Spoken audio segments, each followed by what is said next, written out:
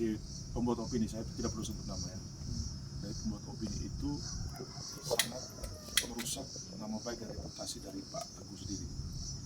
Terus di situ di media yang ditulis itu termasuk nama-nama penyedia jasa itu disebutkan juga nama-nama PT-nya kan. Artinya kan ikut terseret juga. Seolah-olah Pak Teguh itu mendapatkan sesuatu dari perusahaan-perusahaan penyedia jasa itu, kira-kira begitu. Nah, dari opini-opini itu, selain nama-nama yang disebutkan, terutama nih selalu menarasikan bahwa dia bersama masyarakat sebagai korban. Tetapi dalam konteks hukum pidana itu kan yang namanya korban harus disebutkan begitu loh. Tetapi di dalam opini dia nama-nama korban tidak ada. Nah itu jatuhnya fitnah. Mengapa saya harus bantah itu? Karena satu, jadi sasaran dia membuat opini sudah nggak fokus lagi. Sebenarnya yang mau dipersoalkan yang mana? Waduk, mafia waduk kah? Atau urusan kafe coklat kah? Atau urus mafia BBM kah? Atau urusan masalah chassis yang katanya ada calon chassis yang katanya disogok tapi orangnya nggak lulus. Nah, semalam kami sudah diskusi banyak bahwa nama-nama kaitan-kaitan yang disebut itu harus menjadi saksi. Karena ya mungkin saya karena di sini di opini itu selain menyerang Pak Teguh sebagai klien saya, dia menyerang profesi saya juga. Sedangkan pengacara atau advokat itu kan bekerja berdasarkan undang-undang, dilindungi oleh undang advokat. Jadi bagaimana mungkin apapun tuduhan klien tapi identik dengan si pengacaranya? Kan lucu, logika yang konyol. Sekarang begini contohnya, kalau misalnya kliennya itu dia tuh pembunuh, pemerkosa, apakah pengacaranya juga dianggap pemerkosa juga? Kan begitu ada logikanya. Nah ini yang perlu kita luruskan.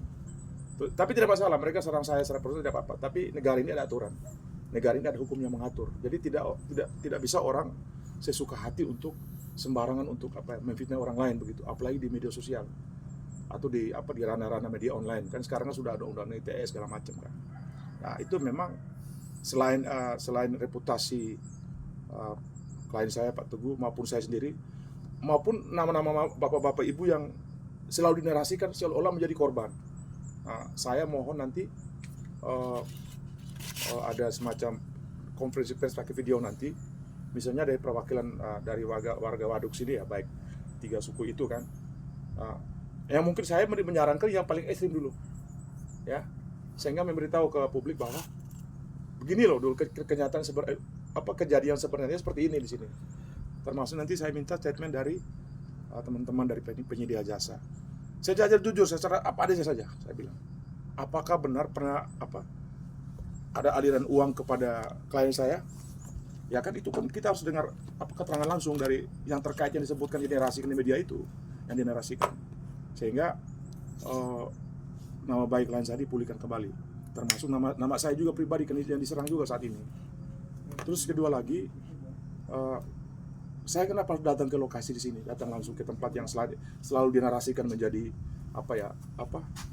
objek yang dianggap selalu menjadi giringan. Saya nggak tahu giringan masalah ada kepentingan apa, saya tidak tahu. Nah, saya mau tanya Bapak Ibu, Om Kanis, itu si penulis yang nulis di media itu, dia pernah tidak di sini datang ke waduk ini atau minimal komunikasi dengan masyarakat? Yang saya ingat Om Kanis. Ya, terima kasih. Saya izin waktu dan kesempatan kita sore ini. Kalau si penulis yang kita baca itu jujur saja bahwa kami tidak pernah mengenal, hanya kebetulan muncul di media. Kami juga menyesal sebagai masyarakat, orang ini dasar hukumnya apa, seperti apa, dan dia merasa bahwa dia adalah korban. Sementara kami yang merasakan secara langsung tidak pernah merasa ada intimidasi, ada tindakan-tindakan yang ya istilahnya kurang menyenangkan. Tetapi kami bersyukur bahwa selama ini ada bentuk pendekatan, pengamanan, sehingga semua keraguan kecemasan masyarakat sudah mulai terurus. Oke, Om Kanis, yang saya dengar, yang saya lihat di media itu kan, Om Kanis kan mungkin dulu salah satu tokoh yang paling ekstrim untuk penolakan waduk ya. Ya. Terus apa sih yang membuat Om Kanis itu tiba-tiba, ternyata cara berpikir saya salah. Terus apa yang membuat saat itu Om Kanis berubah untuk akhirnya mendukung pembangunan waduk ini? tolong Ya. bicarakan secara apa adanya. Saya bicara apa adanya. Jadi mulai berangkat dari sebelumnya saya gabung di forum penolakan, pengurus juga. Tapi dalam perjalanan waktu saya juga butuh pelajaran dalam forum pendampingan ini melalui LSM Aman. Dalam perjalanan saya melihat bahwa ujung-ujung tidak jelas penyelesaian, misalnya kan secara logika bodoh saya bahwa kalau misalnya pendampingi kami masyarakat menang, katakan menang, benar. Tapi dalam perjalanan kami selalu buang-buang waktu untuk duduk diskusi, tapi tidak membuahkan hasil. Tapi pendekatan pemerintah melalui Pemda dan lain sebagainya jalan terus bahwa Badung ini ada positifnya ke depannya. Jadi saya mulai membayangkan begitu seperti apa baiknya. Mudah-mudahan benar adanya bahwa pembangunan ini membawa keuntungan untuk masyarakat secara khusus di Nakeo dan secara umum untuk NTT. Jadi kami boleh bersyukur bahwa masa kepemerintahan Presiden Jokowi boleh dikatakan dia beri hadiah untuk Nakeo yang luar biasa dengan PSN hadir di Nakeo ini. Ya, Om Kanis, saya mungkin salah satu saksi hidup yang waktu itu awal pro kontra ya. Ya. Sekitar tahun 2015 atau 2016 saya lupa, antara dua itu. Ya. Waktu itu saya ingat di Tebet di Jakarta tuh kan, karena kebetulan nama ini nama salah satu tokoh kita di Jakarta kan disebut-sebut juga, agak sedikit berulang-ulang di media opini-opini yang disampaikan oleh penulis itu. Nah, waktu itu si tokoh kita ini kan yang saya tahu waktu itu kan mendatangkan banyak warga Waduk Tau yang datang ke sana kan, sampai ketemu dengan kementerian. Ya. Nah itu kan, itu bagaimana sih menurut Om Kanis, tokoh itu perannya apa sih waktu itu? Karena begini, karena sebelum Om Kanis lanjut, karena di dalam narasi opini itu selalu menggiring opini mafia-mafia, seolah-olah itu satu rangkaian. Bahkan termasuk saya sebagai kuasa hukum ya Pak Servolus, saya difitnah juga begitu. Nah bahkan saya pribadi pun saya bilang siap bila perlu KPK bisa audit, cek print out saya punya buku bank, ada tidak aliran uang terkait Waduk Lambu. Nah itu tantangan saya begitu. Nah pertanyaan tadi itu apa sih waktu itu yang toko kita di Jakarta bisa meyakinkan bapak ibu dari warga 3 suku ini? Jadi ini sebatas pandangan saya. Kebetulan saya bersyukur bisa ketemu langsung dengan Bapak Jenderal kita. Waktu itu saya dengar nama saja. Tapi mungkin puji Tuhan bahwa saya bisa dipertemukan dengan beliau. Memang sulit, setiap orang menyebut beliau pun nama agak sulit ketemu. Tapi saya merasa masyarakat biasa nih bisa dipertemukan dalam arti menggambarkan bahwa ketika pembangunan waduk ini jadi dan bagus untuk kita. Dan saya yakin bahwa beliau orang Nakeo tidak mungkin mencelakakan orang Nakeo. Jadi beliau berjuang mati-matian dari awal. Tujuan itu demi Nakeo. Kalau tidak dijemput oleh masyarakat Nakeo berarti kita ini kesempatan yang tidak terulang lagi. Secara pandangan saya mungkin saya apa adanya saja, tapi saya bersyukur bahwa bisa ketemu beliau dan bisa mulai saling motivasi teman-teman yang bisa diajak bagaimana kita mendukung program ini sehingga kedepannya untuk anak cucu kita lah, untuk menambah pola hidup ke depan. Sehingga jujur saja waktu utusan tokoh dari ketiga desa ini desa apa saja? Mungkin sebut langsung. Termasuk saya juga ada. Enggak, sebut desa langsung sebut. Desa Rindu Butowe, Desa Labulewa dan Desa Ulupulu. Rindu Butowe, Labulewa dan Ulupulu ya. Artinya biar publik nanti tahu gitu. Dimintai untuk di Jakarta ketemu menteri. Lalu waktu itu memang situasi forum masih panas dan nolak. Tapi saya masih pro kontra lah kira-kira begitu. Tapi saya dalam benak saya bilang. Dari saat itu sebentar Om, saya potong. Pada waktu itu tuh lebih banyak yang menolak atau yang dukung? Masih menolak keras. Lebih banyak yang menolak daripada kelompok yang mendukungnya. Oke, lanjut. Tapi dalam pertimbangan saya waktu sebelum besoknya dijemput berangkat, malamnya diskusi di ruang forum, saya butuh pertimbangan bersama. Saya bilang begini, teman-teman, sebelum kita pergi diutus, sikap kita seperti apa untuk membawa ke menteri di pembesar di Jakarta lah. Kita menolak benar, tetapi solusinya seperti apa? Kita harus bisa menyampaikan bahwa bagaimana tentang kerugian kami, kehilangan demi kepentingan banyak orang. Mereka pada prinsipnya kita tetap bawa kata tolak itu harga mati. Saya bilang kalau kita bawa dengan badan hanya bicara tentang kata tolak, lebih baik tidak usah pergi. Karena kita pergi ini kan bawa dengan badan dengan pikiran kita. Tujuannya kita bicara memang di sini bahwa kami punya keterbatasan punya argumen yang terbatas, tapi sebisanya kalau memang ini terpaksa harus jadi, kita harus omong apa? Oh, Kita bawa ke menteri. artinya saat itu tuh Om, pemahaman warga tiga desa tadi itu, pemahaman tentang waduk tuh masih awam Om ya. Awam. Manfaatnya apa tuh Ya. masih awam ya. Masih abang. Artinya ketika diajak ke Jakarta, termasuk mungkin keterlibatan Ya. Pak Servolus Teguh yang melakukan pendekatan. Iya, Nah pendekatan. itu bagaimana sehingga mereka tuh luluh gitu. Luluh. Saya sebenarnya sudah sebelum Pak Teguh datang, awalnya Pak Goris sendiri datang, Siapa? Pak Jenderal. Datang kemana? Waktu itu datang ke sini. Ke sini ya. Ah, Ketemu dengan siapa saja? Ketemu dengan warga. Ah. Nah, jadi jujur Pak, waktu itu awalnya karena forumnya masih keras, beliau biar air putih pun tidak disuguh. Oh, saking kena tolak ya, kena tolak. ekstrim ya. Semua tetap mentolak, tapi Jadi, beliau tidak banyak Air omong, putih saya beliau- tidak dikasih. tidak. Wah, ngeri ya, Jadi, ekstrim benar. secara jujur Bapak, waktu itu saya merasa rugi kalau misalnya kita hanya bicara satu sisi, satu arah saja, tapi bagaimana timbal balik seperti apa supaya biar ada pertimbangan. Ya. Namun beliau juga terima apa keluhan kita, keluhan masyarakat bahwa ya siap itu saya tetap catat, saya tetap ini, tapi yang untuk bisa bertanggung jawab pihak BWS mereka bisa menyampaikan hal teknis, hal seperti apalah yang penting tentang hak-hak masyarakat itu didengar. Terus saya mau tanya Om Kanis, yang saya ingat Om Kanis saja, apa sih yang waktu itu yang istilahnya yang diberitahu oleh tadi kan Om Kanis Sultan Goris ya? Ya. Apa sih yang membuat warga itu akhirnya sadar bahwa ada manfaat waduknya begini ke depan? Apa sih yang Pak Goris sampaikan saat itu yang saya ingat Om Kanis? Yang beliau sampaikan bahwa ini di sini kan nanti ada Agak kencang Om. akan ada perubahan ekonomi yang besar-besaran. Hmm. Karena itu artinya kalau kami yang awam selama ini kan bertani saja, tapi mulai ada bayang nanti kita tidak hanya cari ikan di laut, tapi di sini sudah ada perahu dan lain sebagainya. Jadi itu gambaran bayangan yang kami anggap bahwa ini nanti akan terjadi mujizat di sini. Kalau misalnya benar seperti yang diomong bahwa yang diomong tidak mungkin tidak terjadi, tapi harus terjadi dalam jangka dari waktu. saat itu Om Kanis mereka dan warga yang lain mulai sadar, Ya. oh ternyata adanya waduk manfaatnya seperti ini kira-kira. Itu yang disampaikan oleh Pak Goris gitu ya. Jadi waktu itu kami diajak untuk ikut ke Jakarta. Jadi termasuk saya yang tolak karena tidak ada kesepakatan dari cara internal di sini bahwa kalaupun terpaksa pemerintah terpaksa untuk baik ini kita terima seperti apa, kita harus menyampaikan solusinya macam apa. Misalnya tentang kehilangan kerugian tadi. Jadi biar pemerintah pikir ternyata benar bahwa pemerintah mulai membayar kembali kerugian sudah didatang sesuai. Istilah dulu kalau istilah lama kan ganti rugi. Ganti rugi. Tetapi Ganti untung. belakangan diganti istilah itu kan ganti Ya, untung kan namanya. ya.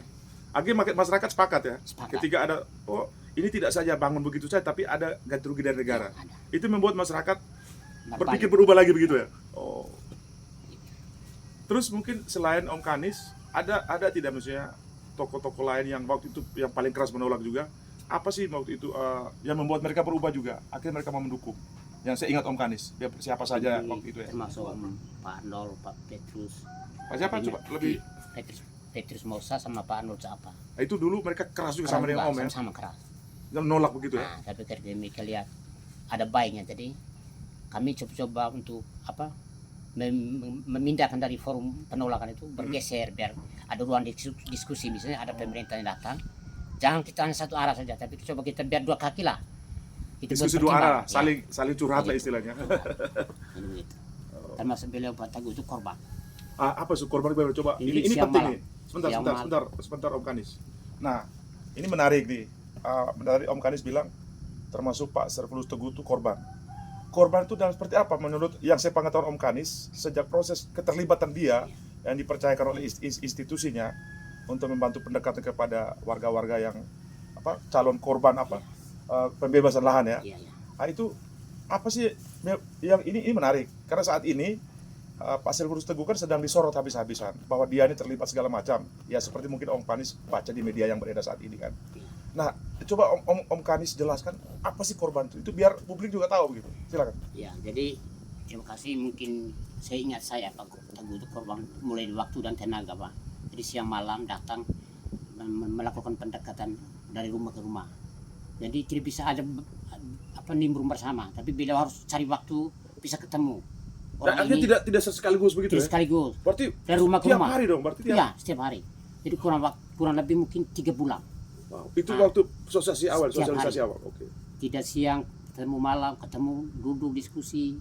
Ada yang tidak terima, tetap tidak terima. Tapi Ada tidak terima tapi dia tidak putus asa gitu ya? Ya, tidak putus asa. Oh. Jadi begitu saya bilang, ya kalau memang ini baik, komandan harus bersabar, tahan, karena memang diutus untuk begitu. Oke, dalam proses pendekatan waktu itu ya, masih pro kontra masih ada kan? Iya. Eh, Kira-kira ada tidak misalnya begini, Pak Teguh ini dia ada manuver-manuver dengan berbagai alasan apa saja lah kira-kira. Misalnya meminta sesuatu dari warga ada tidak? Minta uang kau atau minta dalam bentuk apakah kira-kira Kalau gitu? itu saya rasa tidak ada sama sekali.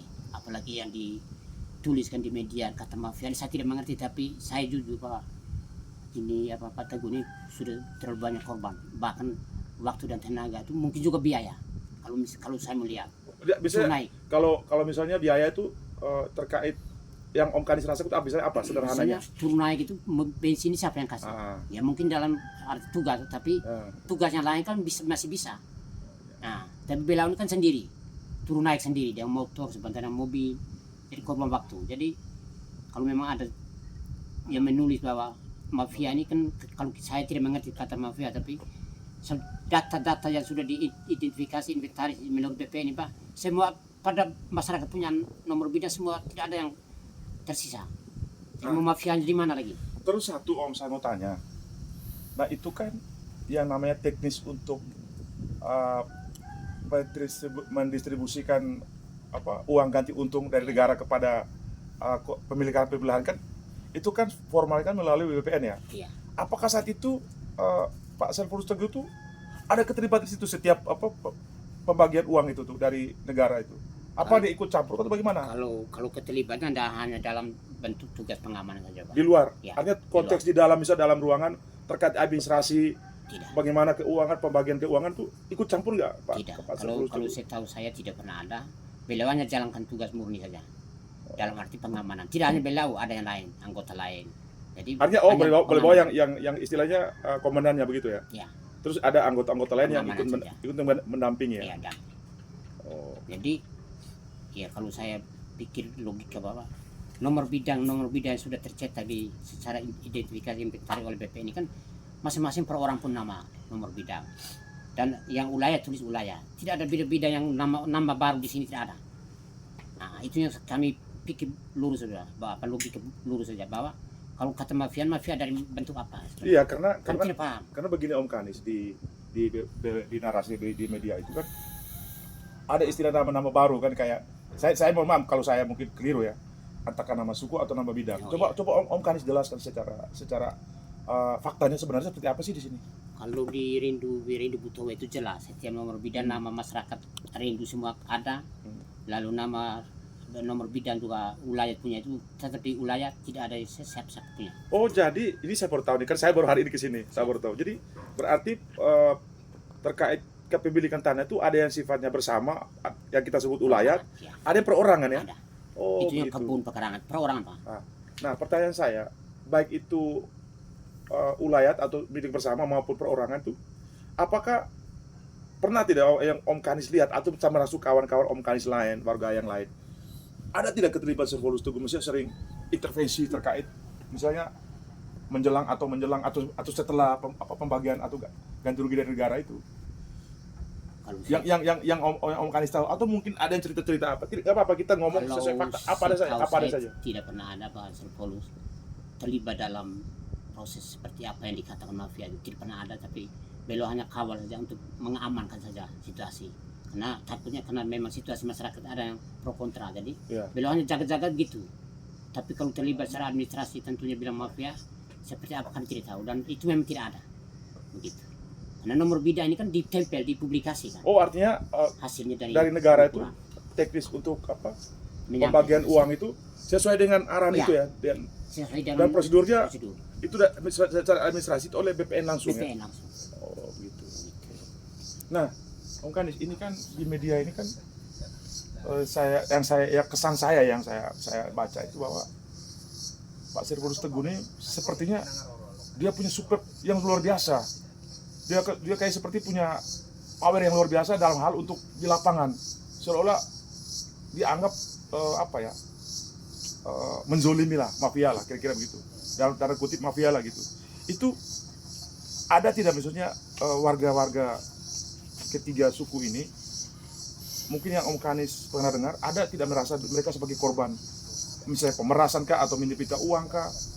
Kalau saya Pak mungkin selain masyarakat dari Indo sendiri belum pernah dengar, dan masyarakat dari dua desa Lambo dan Utu belum pernah mengeluh tentang kehadiran Pak Teguh sejak awal. Tapi di lain sisi kami pernah merasa bahwa berterima kasih kehadiran Pak Teguh ini kan, beliau juga menyampaikan apa adanya bahwa baik pembangunan ini kan demi untuk kita. Ya memang awal-awal kami agak ragu, takutnya negara ini tipu Pak, jujur. Ya, Waktu itu sebagai orang- masyarakat awam ya, kan. awam. Awal itu kan kita takut bahwa hanya janji, tapi ternyata benar realisasi mulai dari Lambo, Ndora itu tahap 1, lalu kami rindu juga tahap berikutnya dipanggil untuk terima janji. Agak setelah ternyata benar Benar, dibayar oleh negara, dibayar ya. masyarakat semakin yakin ya, Semakin masyarakat yakin, ya. tiga desa ini. Ya, jadi yang belum terbayangkan masalah di administrasi ya. Oh, Nah, Nah, prosesnya. silakan Om. Nah sekarang nih apa sih yang menjadi, ada nggak masih kendala-kendala apa begitu? Yang Om kan cerita apa saja, apa Kalau adanya masih saja. kendala ini Pak, kalau di Rindu Buto yang saya tahu itu 19 bidang, itu mereka yang dulunya tolak, jadi administrasinya urusan belakangan. Oh, Nah, baru mereka merasa bahwa BPN sempat turun lihat ulang lagi, cek lagi bahwa ada kekurangan data, misalnya kuburan tidak tercover, tanaman kuburan ya? Ya, kuburan, lalu bangunannya ada di dalam pekarangan belum tercover waktu itu. Jadi BPN juga ikut permintaan bahwa kita coba cek kembali lagi. Jadi tentang luas bidang itu tidak ada yang mafia, tidak ada yang tipu, tapi Ada tentang luas fisik. Nah terkait yang Om jelaskan barusan, pernah tidak Om mendengar atau melihat langsung, oh jangan-jangan ada Pak Survolus ada di dalam situ ikut mengatur juga atau Tidak. bagaimana? Tidak ada. Tapi justru beliau itu tanya saya Pak, misalnya toh, Maksudnya diskusi dengan Om Kanis. Nah, Nah, misalnya ini kan warga tidak terlibat dalam ya. menyampaikan keterangan. Ya. Jadi kami saling membantu bahwa ini kalau ada batas, misalnya kan pekarangan kan ada kebun, pagar dibatasi. Saya bisa menyampaikan bahwa ini si ini punya, ini si itu punya. Tidak bisa bilang kita langsung intervensi bilang oh, kalau ini mereka, karena mereka tolak kita tidak boleh. Tidak, kita tetap cover semua data itu. Nah, ini ada satu yang menarik Om. Saya cuma membaca di media ya. Iya. Yang saya lihat katanya ada sengketa lah di antara warga sesama warga lah. Iya. Artinya mungkin terkait mungkin siapa yang paling berhak segala macam. Itu kan kalau tidak salah tuh terjadi proses persidangan atau ada gugatan-gugatan yang terjadi di Pengadilan Negeri Bejawa kan. Iya. Nah, setahu Om Kanis ada tidak keterlibatan Survolus Teguh di situ? Beliau tidak ada. Tidak ada. Tidak ada. Kalau dari keterangan mungkin teman-teman Om Kanis di sini sebagai pemilik lahan, Di sekitar kami di sini juga warga tidak pernah menyebut beliau ini ada ikut campur dalam urusan administrasi seperti apa, hak-hak per orang tidak ada. iya karena begini Om, ini yang menjadi apa ya pertanyaan publik ya. Di opini itu tuh menarasikan seperti sebuah rangkaian mafia, ya sebuah rangkaian mafia, ada keterlibatan Pak Survolus ya, ada keterlibatan oknum-oknum lain, ada keterlibatan yang di-backing oleh elit Jakarta, salah satu elit Jakarta. Bahkan sekarang saya pun dianggap bagian dari mafia itu. Itu sesuai fakta di lapangan tuh sejak proses awal ya keterlibatan Pak Survolus yang dipercayakan institusinya. Ada tidak tanda-tanda rangkaian itu yang sesuai yang ditulis media itu? Ada tidak tanda-tanda maksudnya? Buat tanda-tanda maksudnya ada fakta-fakta tidak maksudnya? Ketika ternyata Survolus Teguh ini terlibat dalam jaringan mafia ini yang di-backing oleh elit Jakarta. Bahkan hari ini termasuk saya yang disudutkan juga. Ya, Coba ini saya coba mendengar Om Kanis cerita apa adanya saja. Bicara apa adanya bahwa terkait dengan opini yang dituliskan penulis itu kan ini abal-abal saja Pak. Dalam arti dia tidak pernah tahu prosedur seperti apa, dia pernah terlibat dan dia tidak bisa tahu seperti apa, sehingga orang yang sudah korban kok malah disalahkan. Jadi saya merasa bahwa itu tulisan abal-abal saja. Nah, entah seperti apa itu abal-abal karena beliau tidak pernah hadir. Tidak pernah hadir. Saya mau tanya, penulis itu dia pernah tidak tugas di daerah Nagego atau mungkin khusus daerah Rendu kah, Wandu, Kalau Lambok secara atau Nageo mungkin saya tidak tahu, tapi di Rindu Butoy si penulis itu dia pembukaan saya di foto tidak pernah tunjuk Batang Hidung di sini. maksud dia pernah tidak menjadi tugas di paroki ini, paroki Tidak itu? ada Pak. Nah, jadi saya jujur bahwa kalau penulisan si penulis itu yang menulis kan, menulis di opini ini kan membingungkan kami masyarakat. Orang ini tidak pernah tahu keadaan Rindu nih. Oke. Termasuk saya ini kan dia sebut bilang pagar masih kerja. Ini dia pernah pakai ilmu apa yang dia tidak tahu. Itu menarik tuh Om. Itu ada statement itu. Nama Om disebutkan juga itu. Iya. Coba Om klarifikasi di sini. Saya klarifikasi bahwa beliau asal tulis itu karena dia tidak pernah tahu. Kalau memang saya masih ada di tempat itu karena saya sudah melalui komunikasi Pak bahwa kami sebagai petani ini kan musim tanam masih berjalan setiap tahun. Tapi kan kita lihat fakta air ini kan belum naik. Jadi saya sudah melalui komunikasi Pak Anies BWS ini kami masih bisa bercocok tanam. Dia bilang oh tidak apa begitu. Jadi makanya saya masih bertahan di situ sambil cari lahan baru. Oke. Begitu. Saya anggap ini terkaitkan Servolus yang disudutkan habis-habisan. Saya anggap Om Ganis salah satu saksi. Siap. Di sini ya. Sepengetahuan Om Ganis itu di tiga perusahaan penyedia jasa ini pernah tidak Om Ganis melihat jangan-jangan mereka ada duduk bersama semacam ada transaksional tertentu kah atau Servolus misalnya minta jatah dari beberapa perusahaan penyedia jasa itu atau mungkin bukan Om Ganis yang lihat langsung tapi mungkin Cerita. karyawan di sini mungkin yang ini pernah tidak dengar cerita seperti itu? Ya saya secara kacamata saya Pak, memang tidak ada sama sekali karena Ya bukan kacamata Om Ganis saja. Mungkin ada laporan dari warga di sini juga yang mereka melihat mungkin Pak Servolus lagi terima uang nih dari sepanjang saya penyedia jasa. bersama dan dalam waktu ini nih saya kalau memang duduk bersama seperti ini pernah ada Pak. Itu hal biasa toh. Tapi soal transaksi memang tidak ada sama sekali Pak. Itu mungkin penulisan si siapa yang menulis itu kan dia Tidak usah sebut nama itu. Penulis. Yang menulis ini kan cuman menghayal saja Pak. Mungkin rasa irinya kayak apa saya tidak tahu lagi sampai dia harus bisa tulis sembarang itu saya bilang. Bukan Om Ganis saya itu awalnya saya membayangkan satu. Saya pikir dulu dia pernah tugas di daerah sini. Tidak pernah ada. Yang kedua, dia mungkin selama ini sebagai advokasi lah untuk warga-warga yang dianggap tersolimi yang dia gambarkan di opini itu. Ternyata faktanya Tidak ada. tidak seperti itu ya. Tidak ada. Oh. Saya berani katakan tidak ada Pak. Itu saya jujur saja karena saya prosesnya panjang saya ikut. Gitu. Jadi soal duduk bersama saya pikir wajar Pak, macam duduk begini kita diskusikan tentang kedepannya bagaimana pembangunan itu dijaga, didukung seperti apa kan beliau hanya omong begitu. Masyarakat dengan ini kerjasama bagaimana mendukung pembangunan dulu selesai jangan sampai ada hambatan. Yang terhambat itu hanya proses ganti keuntungan tadi. Oh, Karena yang berdalil lagi di PPN ini Pak. Ini artinya jujur. ini bukan urusan pro kontra lagi ya, Ya. tapi urusan pembagian ganti untung ya. Iya. Ini sudah masuk ke dalam itu tadi. Artinya rebutan daging lah kalau bahasa itunya. Oh, paham. Tapi kan sekarang kan mereka terjadi sengketa di pengadilan kan. Iya. Artinya sudah ada ruang hukumnya kan. Tinggal siapa yang nanti sesuai bukti atau saksi di persidangan, siapa yang punya hak jalur yang nanti, negara hakim yang sudah siap, menentukan. kita tempuh jalur itu sudah. Begitu. Terus coba Om ceritakan lagi dah hal lain mungkin sepengetahuan Om Ganis khususnya terkait keterlibatan Pak Servolus ya. Hal lain yang selain Om Ganis jelaskan tadi. Sesuai dengan di opini yang Om baca juga. Mungkin ada poin-poin yang Om Ganis ingat. Oh, kan Servolus begini. Nah, Yang penting yang saya baca di opini itu selalu menyudutkan Pak Servolus. Menurut saya tidak ada tuh. Tidak benar itu yang tulis itu.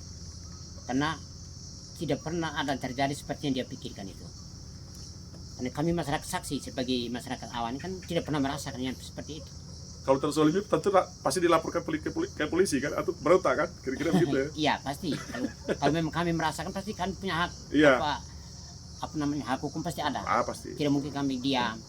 Nah, kami harus tempuh minta pendapat pikiran dari orang lain. Ya. Tapi tidak pernah ada. Mungkin saya sebatas apa adanya saya sudah bisa bicara seperti itu Pak. Tapi ya seingat saya omong begitu apa adanya. Mungkin masih ada yang lain tapi mungkin waktu lain kita baru diskusi lagi. Terima kasih Om Ganis ya. Siap. Sehat selalu. Siap.